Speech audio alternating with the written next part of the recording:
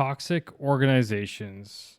There are definitely a lot of them out there, and yet there are also, I would argue, a lot where people think that they may have a toxic workplace, but the reality is maybe you don't. Maybe it's not nearly as bad as you think it is. So today we're going to dive into 5 signs your organization is toxic, and also the healthy anti-signs. Are you ready for this? All right, let's do it.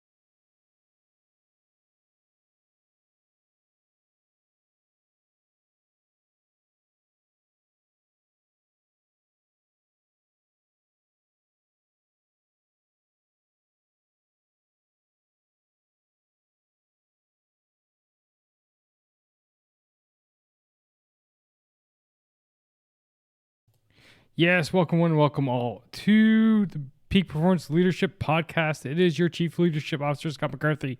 And thanks for tuning in today's episode, ladies and gentlemen.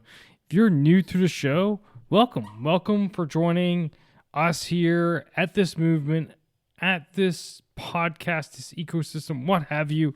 It's great to have you here at the Peak Performance Leadership Podcast, brought to you by Moving Forward Leadership, founded by myself, Scott McCarthy. And again, it's so good to have you here.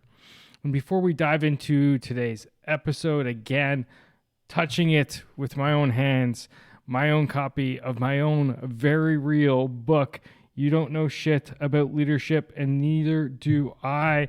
It is on Amazon. It is on Google Play. It is on iBooks. It is basically everywhere, and I'm pushing to get it everywhere else where it's not right now. And if you want your own copy, do it now. Go to lead.bossbook.com/buy, and you can grab your copy, whether that is one from one of those sources I just mentioned, or if you want an autographed copy from myself directly to you, you can also order one of those on that website. Again, that is lead.bossbook.com/buy. All right. Anyway, let's dive into today's topic. That is toxic organizations. And I talk about them in the book. It's actually near the beginning where I go into a couple different toxic organizations. Okay. And I wanted to hit on this. It just seems like a super relevant topic, especially right now as we come out of winter here in North America, especially Canada, and we get over the Christmas hump, the Blue Monday hump, the winter blues, and the sky is slowly starting to open up more. The sun is starting to come out a bit more, and things are just starting to, feel a little bit better. And one of the things I find is a lot of organizations at this time of year, there's a lot of issues around toxicity, burnout, and all those types of problems. I just wanted to go after it today. I felt like, let's talk about toxic organizations to help you identify whether or not you may have one, or identify, hopefully, the inverse, where you can go, hey, folks, you know what? We're not toxic for the following reasons, okay? So I got 5 signs in this list of that will identify if your organization is toxic. And we'll talk at near the end about how you have to still use your brain, okay? You just can't simply go, well, here's the list, check, check, check. Yes, my organization's toxic. It's not necessarily that, ones and zeros, binary per se, okay? So first, let's talk about the 5 signs. The first one is people are leaving quietly. Okay, so if you're noticing your top performers exiting, your exit interviews being vague, your sick leave like skyrocketing, and people avoiding hard conversations, that's showing you that they're voting with their feet. Okay? That means they're disengaged, they're seeking other opportunities, they're getting the heck out of Dodge. That is definitely a sign that, there could be an indicator that your organization is toxic. Now, look at the anti-side to that. Maybe people are actually advocating for your organization. Maybe people are bringing in friends and family to come work there. Come check it out. Alumni, people who formerly worked for your team, are actually returning. And you're seeing a desire for internal mobility, which is outpacing and beating out external hiring. So people are looking, they want to go higher in the organization. They want to do more within it, vice going outside somewhere else. These are all great signs that your organization is actually healthy. So for you, the leader, your takeaway here is where you spend your time shows what matters. So spend it in on your interviews, not just exits, but interview your team. Ask them what would tempt you to leave in the next 6 months, and act on fixing that problem.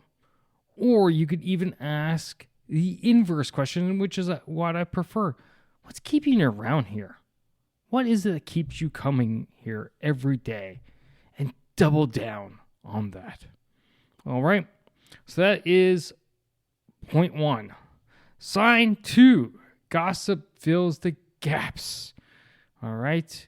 Rumors travel faster than facts. Blame and excuses replace accountability. And people say, you can't say that here. Those are all signs that, you may have some toxic traits in your organization.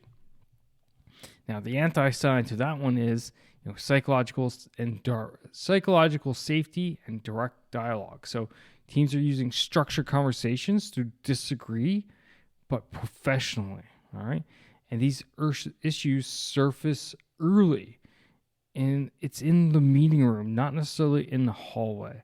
So for you, the leader, you need to lead and not boss here. Lead, don't boss. Set the rule. Know about them without them. Okay? Don't talk about other people without them present. Redirect hallway chatter into facilitated conversation within 24 hours. Go and actually seek to have conversations around the tables that are appropriate and solve the problems. This is how you can get after this type of issue if you see it. Okay? That is sign number 2. Sign number 3. Burnout is the norm. Okay? And keep that in mind. The norm. Long hours are expected. Anxiety is high. Emotional outbursts. Passive-aggressive notes. Presenteeism issues. Minimum recovery. All those classic sides of burnout. If that is the norm, that's how you operate within your organization, well, you might be a toxic organization. Okay? But the anti-side to that is this: sustainable pace with visible recovery. You may have periods where it's high peak and then you ratchet back down. You peak up high and then you go back down. That is normal. You give visible recovery periods. You set clear priorities.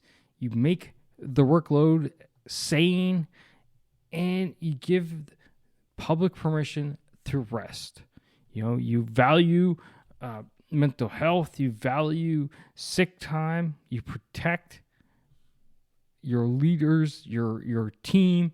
You protect them and enable them to basically set boundaries, celebrate the outcomes, and not necessarily just focus on the hours, right? So that's what you as a leader, you need to do. So just keep the takeaway for you here is that discipline beats motivation every time, day in, day out. Create that stop list. Find things that you need to kill. Kill the low value work every week. Protect one meeting free block for the team every week and enable them to feel that pressure just release. Okay? And that's what you want to try to do. So that is sign number 3. Sign number 4, ideas get shut down. All right, so toxic organizations, kind of similar to the previous one. All right, suggestions get dismissed. Micromanagement is rampant. That's not how we do things. Done for when people are trying to make things better. Okay, not necessarily if they're doing something wrong. There's a way to use that saying in being accountable, but I mean, basically, people are saying we don't do things like that here because they don't want to change. Right? And then finally, people stop speaking up. These are all signs of ideas being shut down, which can lead to a toxic environment for your team. Now, the anti-signs, so the things you want to look for to show that you're actually not a toxic organization is empowerment and experiments. Teams are trusted to go ahead and try things out. Small tests are easy to run. Wins and misses are shared without shame. You learn from them. Learn from the misses, implement the wins, and away you go. Effort and learning are acknowledged, not just perfect outcomes. You identify the things that we did well. We fix on the things that we didn't do so well, but we don't necessarily worry about the perfect outcome. So for you, the leader, it's important for you to realize there are no cookie cutter solutions. You want to enforce a 10% rule for improvement experiments, and every team runs one test per quarter and shares results. Try it out. And what you're doing here is you're enabling that innovation, you're enabling psychological safety, and you're enabling communication within your team. And then the final one, which is definitely a clear indicator, and you hear this all the time, favorites win, values lose. So if favoritism is rampant, if inconsistent standards are applied and workarounds for quote-unquote untouchables, your ethics end up bending under pressure, and I talk about that in my book. You don't know shit about leadership, and neither do I. Okay? So what do you want to do, or what do you want to look for? Because those are all toxic signs. Some anti-signs, which show that you're not necessarily toxic, is that you have values-based accountability. No one is above the rules. No one, not even you. If you're the top leader of the organization, you're not above the rules. Standards apply to everyone, especially at the top, and recognition is tied to values and action, not politics. So, for you, the leader, here are some things that you want to take away. And that is, leadership is about leaving a legacy, not just hitting targets. You want to publish 3 non-negotiable behaviors and consequences for breaching them, and follow through. You say, this action will result in immediate termination, and someone does it, you best follow up with immediate termination. Full stop. Doesn't matter if it's your top performer. Full stop. You have to follow up with what you set out. Okay? Now, we talked about the 5 different signs and their anti-signs, but let's not look at this binary, right? As I said earlier. So let's go back to number 1. People are leaving quietly. You have to look at, why are they leaving? This is why exit interviews are so important. I went through a period where I had a bunch of people leave, but when you looked at them in isolation, they all had valid reasons why they were leaving. And actually, maybe you think for a bit, like, oh my God, are we toxic? But suddenly a bunch of people were leaving, but one had an opportunity elsewhere. Someone had a different opportunity that fit their lifestyle better. Someone else decided it was time for them to retire, and it kept going on and on and on. And I was just like, okay, when I looked at them all in isolation, the reasons and rationale made sense. It was just a big sandwich to eat right there because there was a number of people leaving at the same time. But it made me question, okay, whether or not. Gossip, you have to realize that, yes, eliminate it the best you can, but the reality is people love to talk, and some people will just talk about people no matter what. So I'm not saying don't bother to try to eliminate it. However, manage your expectations of how well you are going to be successful with this. Certain demographics will go down this line much more than others. It is just a fact of life. And that's all you can do, is do what you can. Okay. The burnout, again, I kind of hinted at this as I was talking about it, but each your business or your organization, it has a cycle. And there are peaks and valleys, and burnout will be more prevalent through that cycle, and that cycle will get overlapped with the life cycle, as in, the different periods of the year, and when stress is up naturally, when stress is lower naturally. So again, look at that. Ideas getting shut down. Sometimes people believe that's to be true, but when it's not actually true. And sometimes it's a communication issue. So sometimes, you actually listen to the people's ideas, but you don't necessarily take action on them because maybe it's not the best idea, or maybe there are reasons why you can't actually follow up with that idea. That's okay. But it becomes a communication issue when people don't get the feedback of the reasons why you can't actually implement that idea. So maybe look at that instead. And then favoritism, sometimes it's a perception issue. And again, it goes back to kind of gossip being linked, in that people will fill voids they don't know. And I'll tell you, depending on the size of your organization, you may not be able to simply explain every single decision that you make. And that is totally okay, nor do I expect you. But as long as you hold true to your values, you will win this in the end. So if people think someone's being favored, but the reality is, they're doing certain things because of their role. They're getting opportunities because of their role, not because they're a favorite or not. It's just due to their role. Explain that. Hold through to the values so that when those other opportunities arise, someone else gets the opportunity. It is. Now, if you look at this, and the final thing what I'll say to you about toxic organizations and these 5 signs is, okay, so you looked at them all and you go, okay, here you're saying, however, I'm certain I have 2 of these. Does that mean you're a toxic organization? No, it doesn't. It means you just have some work to do on those 2 areas. Guess what? No organization is perfect. It's normal. So you work on those 2 areas.